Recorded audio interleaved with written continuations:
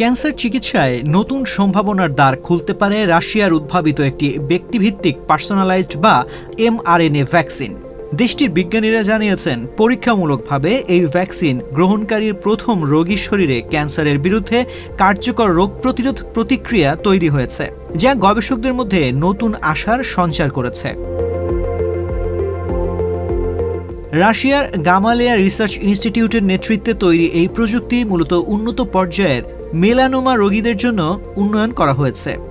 গবেষকদের ভাষ্য অনুযায়ী ভ্যাকসিনটি রোগীর শরীরকে এমনভাবে প্রস্তুত করে যাতে রোগ প্রতিরোধ ব্যবস্থা নিজেই ক্যান্সার কোষকে শনাক্ত করে তার বিরুদ্ধে লড়াই শুরু করতে পারে।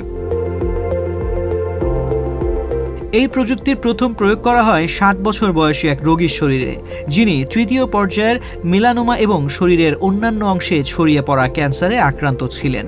বর্তমানে তিনি বিশেষজ্ঞ চিকিৎসকদের তত্ত্বাবধানে রয়েছেন। চিকিৎসকরা জানিয়েছেন, ভ্যাকসিন গ্রহণের পর তার শরীরে ইতিবাচক রোগ প্রতিরোধ প্রতিক্রিয়া দেখা গেছে এবং চিকিৎসার পরবর্তী ধাপে আরও কয়েকটি ডোজ দেওয়ার পরিকল্পনা রয়েছে।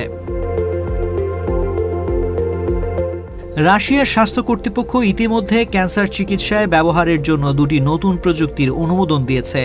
এর একটি mRNA ভিত্তিক ব্যক্তিকেন্দ্রিক ভ্যাকসিন, অন্যটি কোলোরেক্টাল ক্যান্সারের জন্য তৈরি পেপটাইড ভিত্তিক ঔষধ। প্রাথমিক পর্যবেক্ষণে উভয় প্রযুক্তিতেই রোগ প্রতিরোধ ব্যবস্থার ইতিবাচক সাড়া পাওয়ার কথা জানিয়েছেন সংশ্লিষ্ট গবেষকেরা। এদিকে গবেষণার পরবর্তী ধাপে আরও কয়েকজন মেলানোমা রোগীর জন্য তাদের ক্যান্সারের বৈশিষ্ট্য অনুযায়ী আলাদা ভ্যাকসিন প্রস্তুত করা হচ্ছে। একই সঙ্গে অগ্নাশয়, কিডনি এবং নন স্মল সেল ফুসফুসের ক্যান্সারের চিকিৎসায়ও এই প্রযুক্তি প্রয়োগের কাজ এগিয়ে চলছে।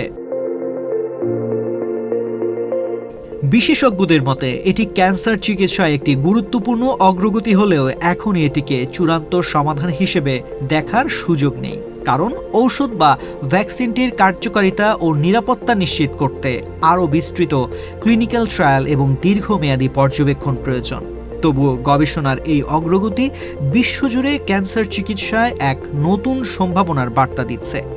ভবিষ্যতে সফলভাবে সব ধাপ সম্পন্ন করতে পারলে ব্যক্তিভিত্তিক ক্যান্সার চিকিৎসায় এটি একটি গুরুত্বপূর্ণ মাইলফলক হয়ে উঠতে পারে।